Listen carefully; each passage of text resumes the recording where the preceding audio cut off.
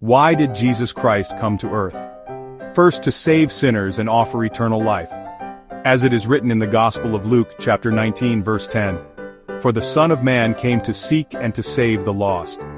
And in the Gospel of John, chapter 3, verse 16, "For God so loved the world that he gave his one and only Son, that whoever believes in him shall not perish, but have eternal life."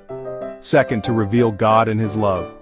John chapter 1 verse 18 says, "No one has ever seen God, but the one and only Son, who is himself God, has made him known." And in John chapter 14 verse 9, "Anyone who has seen me has seen the Father." Third, to defeat sin, Satan, and death. As written in the first letter of John chapter 3 verse 8, "The reason the Son of God appeared was to destroy the devil's work." And in Hebrews chapter 2 verse 14, "So that by his death he might break the power of him who holds the power of death, that is, the devil." These are three reasons why Jesus Christ came to earth.